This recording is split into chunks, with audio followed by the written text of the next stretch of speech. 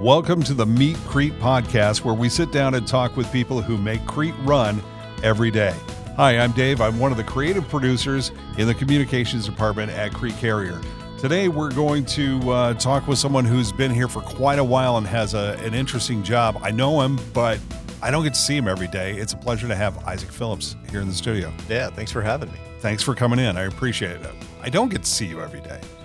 When you come around the corner, everybody wants to talk to you because you guys are over there in the terminal building. But what you do is pretty important. How long have you been at Crete?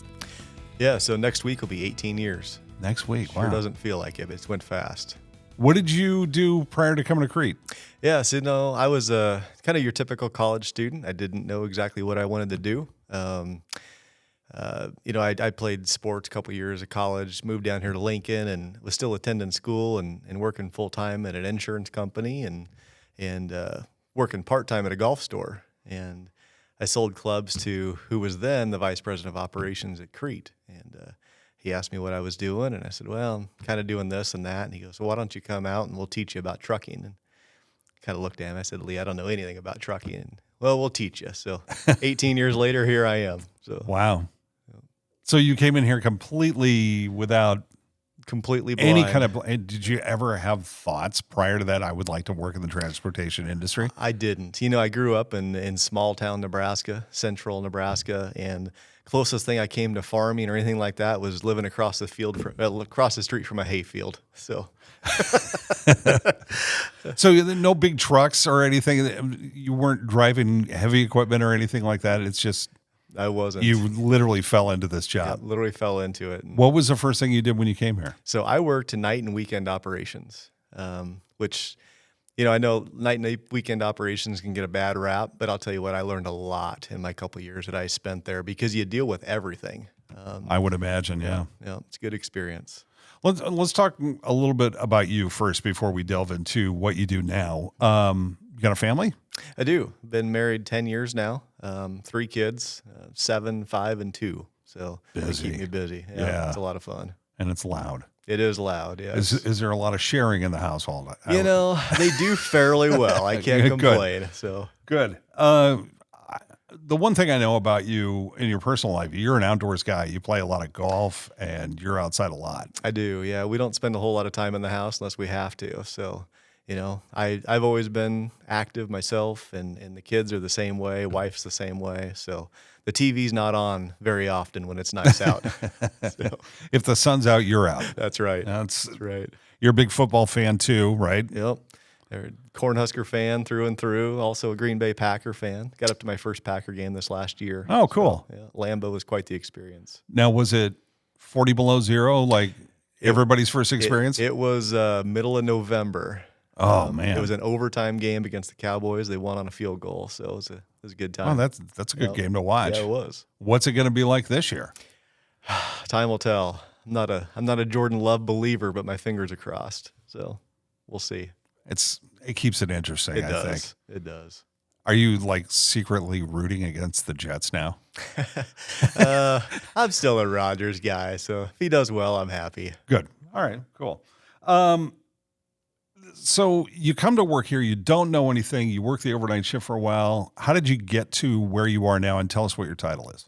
Yeah, so I'm currently the owner-operator and driver development program manager. So I know it's kind of an odd connection with those two fleets, right? You have some newbies, but you also have the experienced people that own their own trucks. And it kind of turned out that way because after operations, I went to recruiting company drivers, and then that turned into recruiting owner-operators and selling equipment. And there was an opening as the DDF manager, so I applied for that, kind of got away from the owner-operator thing for a while, and then a couple of years later, there was some retirements, and I took on the owner-operator group itself. So it's kind of been double duty. So I've actually been asked this a couple of times.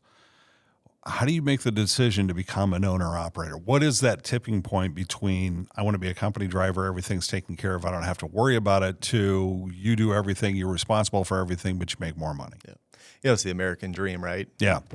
Especially you grow up around trucks and you start out as a company driver, start as a trainee, really go to school, and then, eventually you feel like maybe you've capped out. You want to take on another business adventure. And we make it pretty easy for people. We sell our own trucks. We kind of cherry pick those that have the best maintenance history and fuel mileage and all that sort of thing. And then we do a lot of the documentation through the state and all the permits and licensing. So we make it about as easy as we possibly can. But once you have your truck, you're on your own for the most part, but not really. You guys help out quite a bit. Yeah, we've got a great support group. We've got some dedicated asset managers that deal specifically with owner operators. They've all been here 10 plus years. I'm very lucky too, in my staff. I've got a gal that's been here for almost 49 years now. Another one's coming up on 19. Another one's 16. So we've really got a veteran group that really has it together. So they've seen it all, and they can help you through it all too. Yeah. Talk about driver development a little bit. What's that like? Yeah, it's changed throughout the years. We used to hire a lot of students out of school. We do a little bit of that, but we've really delved more into those that have, maybe 4 to 10 months with another company that, maybe they just need some help with us as far as trip planning or the PeopleNet unit and company policy type stuff. So we'll put those folks out anywhere from maybe a week to 6 weeks, depending on what they need, and get them up to speed and get them in their own truck. Which is great. I know that when you come over here, everybody's, always excited. I know you talk to my boss whenever you come over here. But it's always great to go over to where you guys are too. And I think a lot of that has to do with attitude, and you bring a lot of positive attitude to the job. Can you talk about that a little bit? Yeah, we try, right? Our whole group, I think has a good attitude. We're over in the newly remodeled maintenance building. So all the fleet staff, the orientation staff, everybody's over there. And really a lot of it is we enjoy our job and we enjoy each other. That's what kept me for 18 years. A lot of people ask me that. And it's like, well, I enjoy the team that I work with. And we also have the cream of the crop drivers, which makes life a lot easier. So it's easier to bring a positive attitude when things like that are going your way. Yes. When things are going your way, sure. But bringing that attitude helps foster that as well. It does. Too. Yep. And it helps foster that idea. We talk about it around here a lot about family. Mm-hmm. It really feels like a family over there when you go into your office. Yeah. I tend to think so. And honestly, the company itself has a family culture. I love the leadership team here, from Ton to Winston to Tim and you name it. I meet them down in the cafeteria like a lot of people do. You sit down, have breakfast, lunch, whatever the case may be. And sometimes it's business talk and sometimes it's family life talk. And they all kind of work together to foster that positive family attitude, which is great. I heard that Pat Sajak is retiring. And after I rejected the job, apparently they gave it to Ryan Seacrest. But you were actually on Wheel of Fortune. I was on Wheel of Fortune. Well, okay. Yeah. I've never met anybody who's been on Wheel of Fortune. Let's talk about that. Yeah. No, it was a great experience.